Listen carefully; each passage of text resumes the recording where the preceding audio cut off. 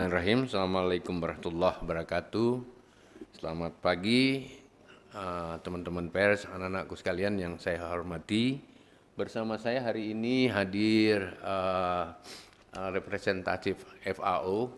Nanti beliau saya beri kesempatan untuk menyampaikan. Kemudian yang paling penting adalah DJ, Director General of IRI, ya, International Research dan lain-lain. Dan ada Rektor IPB untuk memberikan tentu berbagai hal yang terkait dengan tadi Pak Rektor IPB yang menyampaikan berbagai pengantar terhadap penghargaan ini.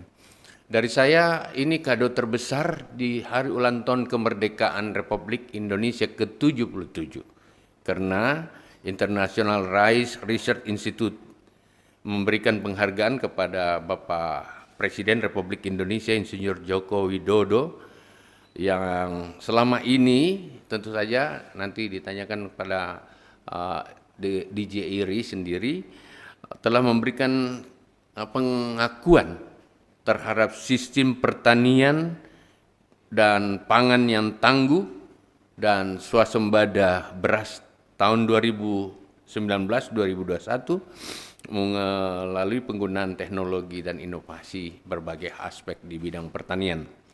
Indonesia bahkan telah berhasil membangun berbagai bendungan dan irigasi yang menjadi tolak ukur hadirnya pertanian yang kuat itu. Tadi Bapak Presiden juga menyampaikan bahwa apa yang hadir hari ini sebagai pengakuan dan penghargaan dunia dari IRI ini adalah suatu hasil kerja yang terintegrasi dari semua pihak, bukan hanya pemerintah, lebih khusus petani, dengan menggunakan berbagai strategi yang secara tersistematis, terstruktur, baik untuk prasarana dan prasarana, budidaya, maupun teknologi-teknologi pertanian, termasuk di dalamnya paritas unggul, pemupukan yang berimbang, mekanisasi pertanian, pengendalian hama, juga sudah dilakukan. Karena itu hasil dari semuanya, bahkan yang mendapat pengakuan yang sangat serius dari lembaga tidak hanya IRI, FAO pun adalah penggunaan kredit usaha rakyat untuk petani yang cukup masif. Nah, teman-teman, bahkan sekarang itu produksi padi kita meningkat signifikan, mencapai swasembada beras. Bapak Presiden selalu mengatakan kita sudah 3 tahun tidak impor beras. Data terakhir, ya, stok beras kita untuk April ini hasil riset, ya, hasil survei dari BPS dan berbagai lembaga yang ada, dibantu oleh perguruan tinggi, ada IPB dan berbagai perguruan tinggi yang ada, stok kita di atas 10,2 juta. Nah, itu mendapatkan pengakuan dan teman-teman pers, anak-anakku sekalian bisa langsung tanya kepada yang memberi penghargaan ini, dan saya kira hari ini adalah suatu kebanggaan bagi semua petani dan semua stakeholder pertanian dengan BPN, BPK, Bappenas, Badan Pangan Nasional. Tentu saja ini menjadi sesuatu dorongan untuk kita kerja lebih sinergitas ke depan yang lebih kuat. Jangan lupa, walaupun perdagangan ini ada, tantangan yang selalu Bapak Presiden sampaikan, dunia tidak baik-baik saja, tahun depan harus kita persiapkan lebih kuat lagi, karena tidak ada yang bisa memprediksi situasi dan kondisi baik alam maupun perkembangan geopolitik, perkembangan tantangan-tantangan yang selama ini hadir dalam kehidupan ini. Baik teman-teman sekalian, saya akan persilahkan dulu mungkin Rektor IPB, mungkin singkat-singkat Pak Prof, habis itu baru ya kita minta dari FAO dan IRI untuk menyampaikan apa yang penting. Pak Rektor dulu, baru dari IRI. Saya bersaksi. Terima kasih Pak Mentan, dan selamat Pak Mentan atas capaian ini. Saya kira luar biasa capaian pemerintah Indonesia kado kemerdekaan. Jadi saya kira ini sukses karena 3 hal, karena intensifikasi, karena ekstensifikasi, dan juga karena program diversifikasi yang berhasil. Dan program-program seperti adanya pengembangan varietas unggul padi, saya kira Kementan varietasnya sangat banyak sekali, perguruan tinggi juga ada, dan masyarakat juga ada, dan ini adalah menjadi kekuatan besar bagi peningkatan kualitas produksi. Dan hal yang membanggakan adalah dengan proses itu semua, Indonesia saat ini menempati posisi kedua tertinggi dari sisi produktivitas padi. Produktivitas padi kita nomor 2 di Asia Tenggara. Ini adalah satu hal yang sangat baik sekali, dan kalau ini terus dipertahankan, terus didorong, saya kira kita harus optimis bahwa kita bisa tidak saja mandiri pangan, akan tapi juga bisa menjadi eksportir beras. Saya kira kita harus punya mimpi untuk menjadi eksportir beras. Karena apa? Karena kita memiliki sumber daya alam yang luar biasa, ada tanggung jawab moral kita untuk bisa memberi makan dunia. Terima kasih.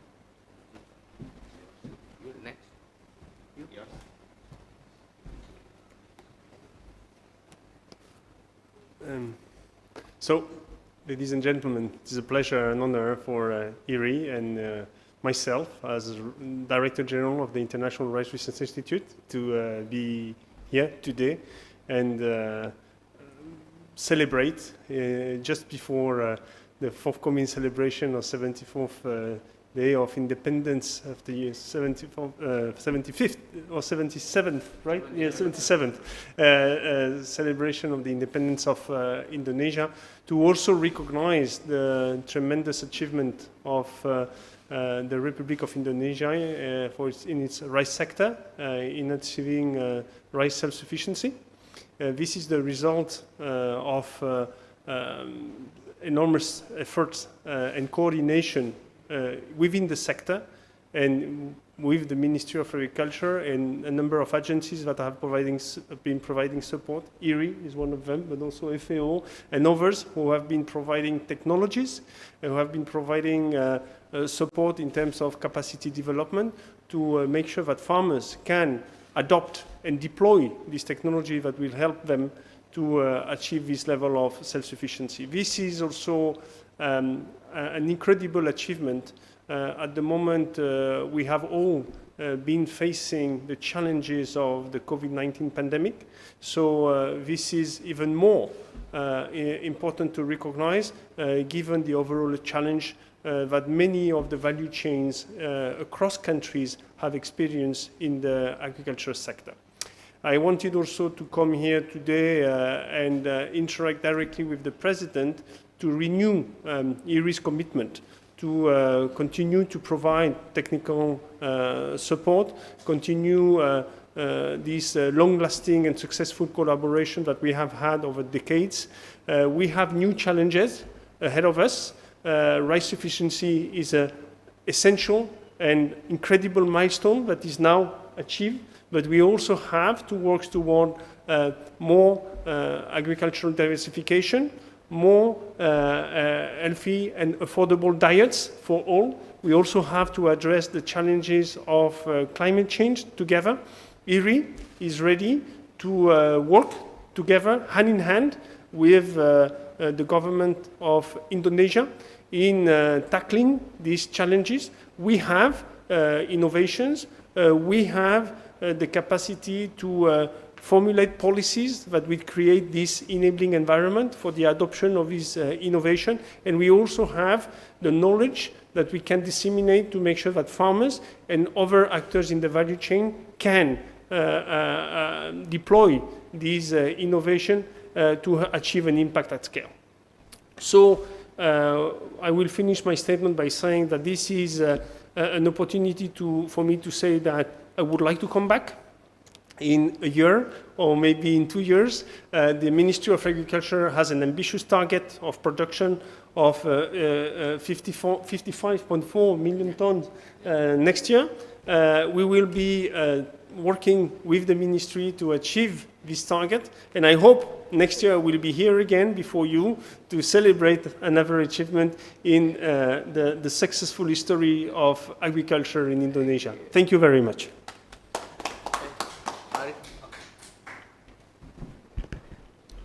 Terima kasih.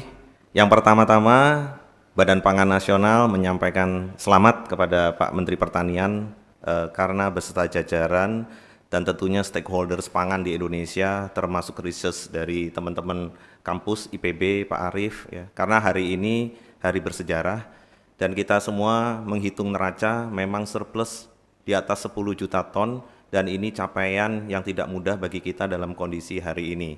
Kemudian Untuk tahun 2023, Bapak Presiden juga tadi sudah menyampaikan masih banyak sekali tugas buat kita semua kementerian lembaga, termasuk Pak Mentan yang dipesan untuk beberapa lokasi ekstensifikasi dan intensifikasi.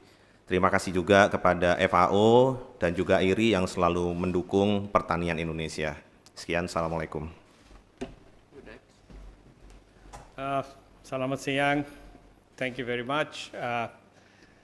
As you heard, the last 3 years have been extremely challenging, especially looking at the impacts of climate change, the pandemic, COVID-19 pandemic, and the ongoing conflict.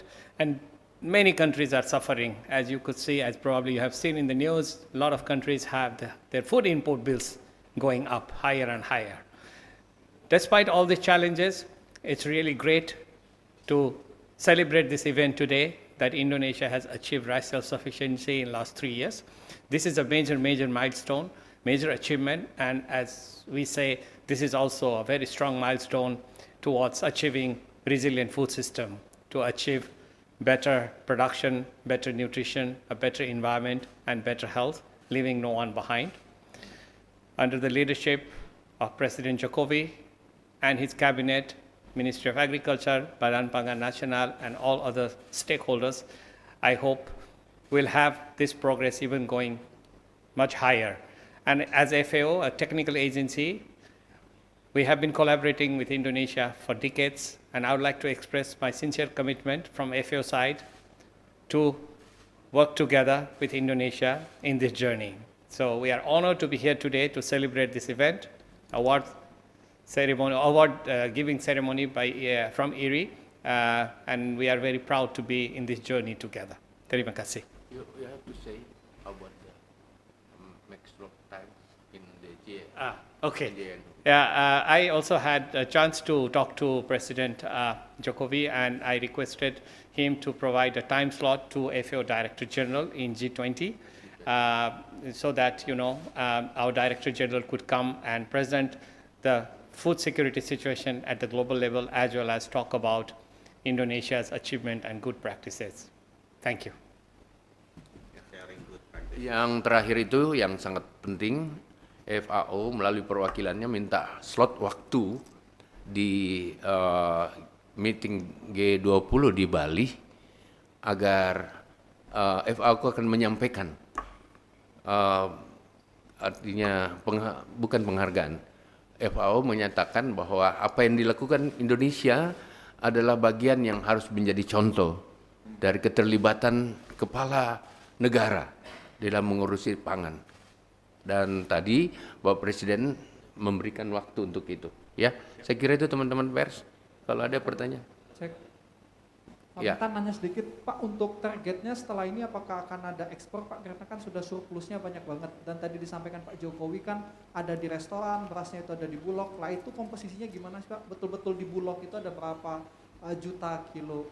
Kemudian kalau kenapa IRI memilih Indonesia, kira-kira selain Indonesia, negara-negara lain ada juga nggak sih, Pak? Ya. Yang dipilih ini. Terima kasih. Tadi bahkan Presiden FAO, terjemahkan dulu Rif. FAO bicara sama Presiden sebaiknya melakukan ekspor. IRI tadi menyampaikan FAO sebaiknya melakukan, Indonesia sebaiknya melakukan ekspor. Tetapi ekspor beras berkualitas tinggi. You said like that with the President, is it? Ya, kurang lebih seperti itu. Sama dengan tadi yang ditanyakan. Tapi perintah Bapak Presiden, pastikan dulu stok nasional dan kebutuhan nasional itu tersedia. Baru berpikir untuk ekspor. Dan kalau toh harus ekspor juga, maka ekspor dalam batas-batas saya dengan Pak Arief, Bappenas harus rencanakan betul. Jangan sampai kita harus punya stok sampai 2 tahun yang kita anggap aman. Kira-kira gitu jawabannya. Jadi ekspor dimungkinkan setelah semua kepentingan nasional sudah terpenuhi dan antisipasi terhadap tantangan sudah dilakukan. Kira-kira begitu jawabannya, Pak. Masih ada pertanyaan untuk? Gimana ya? Ya, for Iri, Tika Iri, from yeah. CNN. Mr. President Joko Widodo always remind us about a world food crisis. And for IRI, what is the contribution of IRI to solve this problem about this world food crisis, especially about collaboration with our government maybe?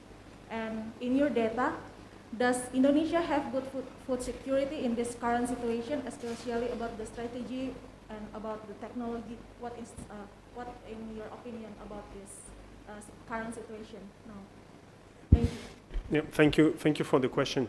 What this food crisis shows is that food systems are fragile and they are interdependent. And so we also see the vulnerability of these global food systems when there is disruption, like a war or even a climate change crisis in one part of the world, or a more widespread expression of the changes in climate conditions. We show that some countries can be hurt more than others. So what we think at IRI is that there needs to be a multi-pronged kind of response. One has to do with the technological part, making sure, and I think Indonesia has shown how it can be done, how we can become increasingly autonomous to make sure that we supply the food we need to feed our population. And that is what we call self-sufficiency. So that requires a package of technologies that need to be owned by the country. And this is certainly one way to make sure that farmers can access not only these technologies, but also all what makes possible to use these technologies. So inputs, making sure that the markets exist and that they are actually effective, that they could be channeled all the way to the consumer. Then there is another dimension that is all the policy coordination. Making sure that countries can feed themselves is a condition, but it's not a sufficient condition for global food security. We need to see cooperation across countries to make sure that surplus areas can also support deficit areas. And this means more dialogue across countries, making sure that policy coordination, especially on food security, happens, and cooperation also in terms of exchanges of lessons. I think Indonesia today is well placed to start a dialogue in the ASEAN, for example, to say how is it that one can create a more prosperous region and a more integrated rice market that would make it that nobody can suffer from the lack of access in terms of rice, but also other commodities. Coming back to what the Minister Limpo said, I think rice self-sufficiency is seen currently as a quantitative issue. So, but there is also a qualitative issue. When we talk about nutrition security, we also talk about providing consumers with high-quality food.